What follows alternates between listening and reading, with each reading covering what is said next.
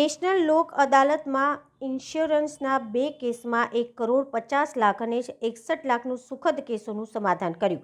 સાથે યોજાયેલી લોક અદાલતમાં 24 વર્ષથી કેસને લઈને 2 ભાઈઓના સંબંધ ખરાબ હતા તેવા કેસનું આજે 24 વર્ષે સમાધાન થયું હતું. 30 વર્ષ જૂના કેસ આજે છેલ્લી નેશનલ લોક અદાલતમાં નિવારણ કરવામાં આવશે. મહેરબાન રાડિયા સાહેબની કોર્ટમાં સદરનો કેસ દાખલ થયેલ હતો અને આજરોજ લોક અદાલતના દિવસે તે 1.5 કરોડમાં સમાધાન થયેલ છે. લગભગ 1 વર્ષ ને 3 મહિના જેવો સમય થયો છે. મારું નામ એડવોકેટ ઉમેશ પ્રજાપતિ છે. વકીલ સાહેબ, કેટલા વર્ષથી આ કેસ તમે લડતા હતા?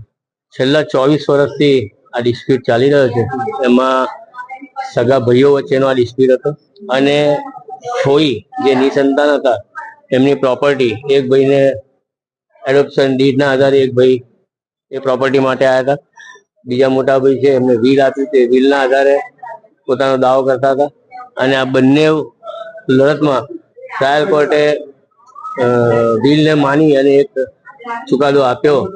પરંતુ અપીલમાં ઉપર સેશન્સ કોર્ટમાં નામદાર કોર્ટના અને બંને વકીલોના સખત પ્રયત્નો પછી આજે એ કેસમાં સમાધાન થયું છે. બંને ભાઈઓ, સગા ભાઈઓ વચ્ચે ખાલી કેસમાં સમાધાન નહીં, પણ આ લોક અદાલત દ્વારા અને આ ઉદાહરણ દ્વારા આપણે એટલું ચોક્કસ પ્રજા સુધી, લોકો સુધી આ મેસેજ આપી શકીએ કે નામદાર કોર્ટમાં ફક્ત લડવાનું નથી હોતું, કેસોનું સમાધાન નથી હોતું, પણ કૌટુંબિક વિખવાદ અને વિવાદોનો પણ અંત લાવી અને બંનેને હાથ પકડીને સાથે લઈ જાય અને સાથે જાય બે કુટુંબીજનો, એવા પણ કોર્ટમાંથી આ પ્રયત્નો થાય અને થતા રહેશે એવી અપેક્ષા. લોક અદાલતે બંને પરિવારને ભેગા કર્યા. જે 24 વર્ષથી સાથે એકબીજાની સામે જોતા નતા, એકબીજાને ત્યાં જતા નતા, આજે બંને આયા છે તો સાથે આયા છે અને એમના દીપ પ્રાગટ્ય સમયે બંને હાથ પકડીને એકબીજાની સાથે ઉભા હતા. અને અહીંથી જશે પણ સાથે હાથ પકડીને જ જશે એવી અપેક્ષા રાખું છું. અને આજીવન આ કુટુંબ બંને ભાઈઓ હળી મળીને સામાજિક જીવન આનંદ ઉલ્લાસપૂર્વક વ્યતીત કરે એવી અપેક્ષા. શું નામ આપનું? પ્રશાંત શાહ મરચાવાલા. એમાં એવું હતું કે મારા કાકીએ મને દત્તક લીધેલો, ભાઈને વ્હીલ બનાવી નાખેલું. બંને પોતાનો કેસ લડતા હતા. આજે 2020 સાલથી મળીને આજે 2024 થઈ.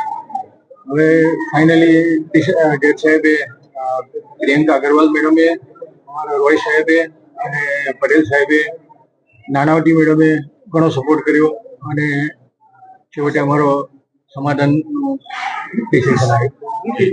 તમને લાગ્યું તમને કે આટલા 24 વર્ષથી તમે લડતા આવો છો, આજે લોક અદાલત છે તો એમાં બંને નક્કી કરી લીધું હતું કે આ સમાધાન કરી દઈએ? મેડમે અમને, અગ્રવાલ મેડમે ઘણો સપોર્ટ કર્યો અને અમને બંનેને ફ્રીલી વાત કરવા કીધી કે તમે તમારી ડિસાઈડ કરી લો. અને હવે બંને ભાઈઓએ વિચાર્યું કે બંનેના ફેમિલી જોઈન થાય, એક રિલેશન મેન્ટેન થાય અને એક સમાજમાં સારો સંદેશ પહોંચે એ હેતુથી અમે ડિસાઈડ કરી લીધું કે ભાઈ સમાધાન કરી અને આગળ વધીએ. 24 વર્ષ બાદ બંને કુટુંબ આજે ભેગા થયા છે, કેવી લાગણી આવી? ખુશી છે? ખૂબ સુખદ લાગણી છે કે ભાઈ ચલો આજે એક પરિવાર ભેગો થશે અને એકબીજાના ઘરે જઈશું. કોર્ટ મેટર માંથી અમે બહાર આવીશું. શું કરશો હવે? એકબીજાના ઘરે જશું? હા, ડેફિનેટલી સાથે બેસીને જમશું, એન્જોય કરશું. આ કેસનું સમાધાન જે આવ્યું છે એ જાહેર જનતાને અને કોર્ટમાં ચાલતા દરેક કેસોને અમારા તરફથી એક જ સંદેશ અમે આપવા માંગીએ છીએ કે ભાઈ કોમ્પ્રોમાઇઝ લેવલે બેસી અને કુટુંબના કે કોઈ પણ કેસમાં આવું નિરાકરણ લાવો. એમાં અમને અમારા વકીલ અને જજશ્રીએ જે સહયોગ આપ્યો એ ખૂબ ખૂબ ધન્યવાદને યોગ્ય છે. અમારા કેસ માટેનું કોઈ બીજું મહત્વ નથી. અમારે જે કંઈ પણ હતું એ અમે બે ભાઈઓએ ડિસાઈડ કરી અને સેટઅપ કર્યું છે. પણ પબ્લિકમાં સંદેશ જાય કે લોક અદાલતમાં જે સારો સંદેશ જાય એ વહેવડાવવો છે અને એ વ્યવહાર અને એ વહેતી નદી હંમેશા સળંગ રહે એવું અમે લોકો ઈચ્છીએ છીએ. મારું નામ ગૌરાંગભાઈ દવે. મારો સન આઈટીએફસી બોડેલી બ્રાન્ચમાં જોબ કરતો હતો. 28/2/2022 રોજ રાત્રે ઘેરે આવતો હતો અને ડમ્પર વાળાએ એમને ઓન ધ સ્પોટ ઉઠાડી દીધો. ત્યાં મૃત્યુ થયું. હા, ત્યાં જ સ્થળ પર જ મૃત્યુ થયું. કેસ પછી શું તમે પ્રક્રિયા શું કરી વીમા માટે? વીમા માટે આપણે એડવોકેટ શ્રી શું નામ છે પ્રજાપતિ સાહેબને મળેલ અને એમને આખો કેસ સોંપેલ. આજે લોક અદાલતમાં હા, તમારું આજે- સમાધાન થયું છે, કેવી રીતે થયું છે ખાસ? બસ એ પ્રજાપતિ સાહેબે ખૂબ જ મદદ કરી અને એમને લીધે જ આજે મારું સુખદ સમાધાન થયું. રકમ શું મળી? 1.5 કરોડ રૂપિયાનો ક્લેમ પાસ થયેલ છે અને જે મળી ગયેલ છે. ખુશ છો તમે? હા, ખુશ છું. શું નામ આપનું? શિરીષ માંકડ. હાજી. મારું નામ ભાવેશ ખેની છે. હું ગો ડિજિટ જનરલ ઇન્સ્યોરન્સ કંપનીમાં એસોસિએટ મેનેજર તરીકે ફરજ બજાવું છું.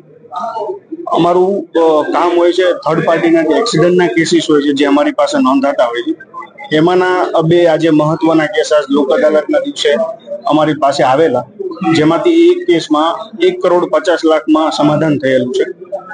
બીજી જો કેસ છે એમાં 61,00,000 સમાધાન થયેલું છે.